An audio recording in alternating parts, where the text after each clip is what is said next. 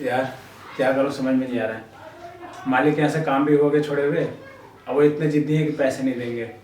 हाँ उनके छोटे भाई हैं, विदेश से आए हुए हैं, तो एक काम करता हूँ उनके घर ना अपनी वाइफ को भेज देता हूँ, क्योंकि मेरा ऑपरेशन है और डॉक्टर ने बोला कि कल ही अगर पैसा नहीं जमा करूँगा पूरे 50,000 रुपये तो कुछ भी कभी भी मतलब कुछ भी हो सकता है मुझे। एक काम करता हूँ शांति को बुलाता हूँ।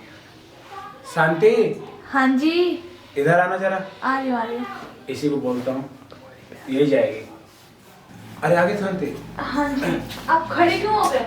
अरे बस कुछ नहीं, सुनो ना। हाँ बोलिए। तुम्हें तो पता ही है कि डॉक्टर ने कल तक का टाइम लिया पैसे भरने के लिए जी। और अभी तक कहीं से जुगाड़ नहीं हो पाया। मैं तुम्हारे भाई को भी फोन किया था लेकिन उसकी भी मजबूरी है, कहाँ से देगा पैसे। मैंने भी किया था तो कह रहा था कि अभी तो मेरे पास पैसे नहीं है।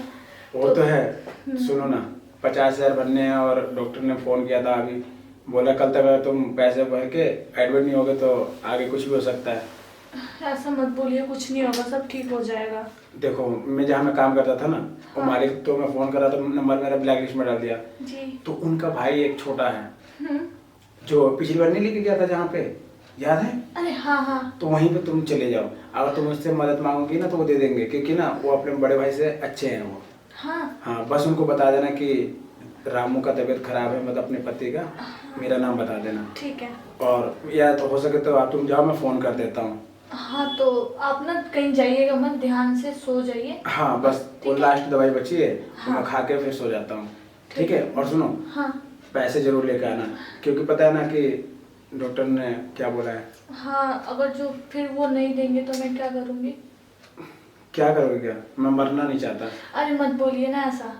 तो बस तुम जाओ, मुझे उम्मीद है कि वो दे देंगे पैसे, क्योंकि बहुत दयालु है वो। ठीक है। ठीक है फिर तुम जाओ। चलो ये तो चलेगी, एक काम करता हूँ चल के मैं दवाई खाकर आराम कर लेता हूँ।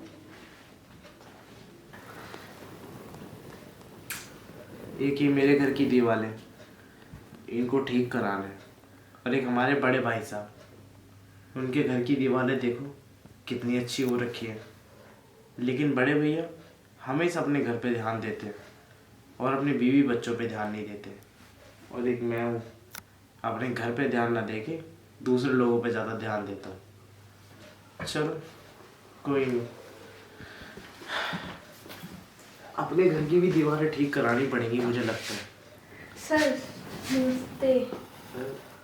आप कौन? मैं रामू की बीबी। रामू की बीवी? हाँ। बैठो। जी। तुम रामू की बीवी हो? जी हाँ। लेकिन इससे पहले तो मैंने तुम्हें कभी नहीं देखा, ना रामू के साथ और ना ही अकेले।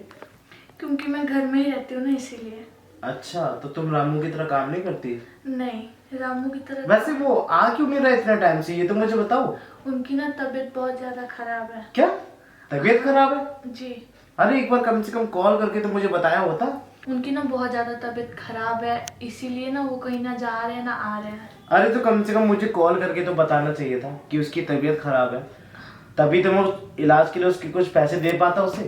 तो उन्होंने ना मेरे को आपके पास ही भेजा है, तो मैं आपसे पैसे ही लेने आई थी, क्योंकि अगर जो 50,000 अगर जो हम नहीं देंगे डॉक्टर को तो तब तक उनका इलाज नहीं हो सकता है। 50,000? जी हाँ। देखो ये 50,000 तो बहुत बड़ी रकम है।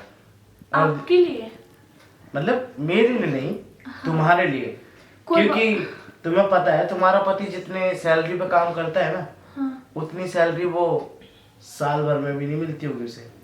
कोई बात नहीं, जैसे होगा मैं भी उनके साथ जॉब करके आपको दे दूंगी। अरे तुम्हें जॉब करने की क्या जरूरत है? एक तो वैसे पहली बार घर से बाहर निकली हो और तुम्हें आसपास के एरिया का कुछ पता भी नहीं है। वो तो मैंने आपका घर पूछते पूछते आई थी, पड़ोसन जी है ना आपकी, उनसे मैंने पूछा तो वो बताई। पड़ोसन नहीं है, वो मेरे बड़े भैया की घरवाली है। हाँ। हाँ ओके, मुझे नहीं पता था। मेरे बड़े भैया बगल में ही रहते हैं।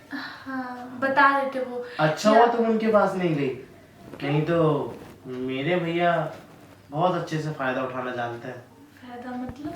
मतलब यही कि अब 50,000 मैं दे रहा हूँ तुम्हें। हाँ। तो वो कुछ ना कुछ तुमसे, जैसे कि तुम्हारे गहने या फिर जेवरात वगैरह कुछ ना कुछ ले ही लेते। तो मेरे पास तो मेरा बस मंगलसूत्र ही था। और मेरे पास एक तुम्हारे लिए उपाय है। क्या? तुम्हें 50,000 भी मिलेंगे और तुम्हारा पति भी ठीक हो जाएगा। हाँ तो मैं तैयार हूँ, बताइए क्या है। बस कुछ नहीं, एक रात के लिए मेरे पास आ जाओ। ये क्या कह रहे हैं आप? अरे मैं अपने बड़े भाई साहब जैसा नहीं हूँ, आपसे गहने वहने नहीं मांग रहा, सिर्फ आपको हासिल करना चाहता हूँ। रहने दीजिए, मैं अपने गहने बेच दूं, लेकिन मैं ये सब नहीं करना चाहूंगी। गहने बेच के क्या करोगे? 10-20 हजार रुपये कमाओगे, इससे ज्यादा तो नहीं मिलेगा। मैं तुम्हारे पति का अच्छे से इलाज करा दूंगा और हाँ। हर महीने 10,000 रुपये दिया करूंगा तुम्हें। ठीक है फिर। पक्का? हाँ। तो ठीक है, तुम चलो मेरे अंदर वाले बेडरूम में। देखा, पैसे के लालच में अपने पति को भी भूल गई।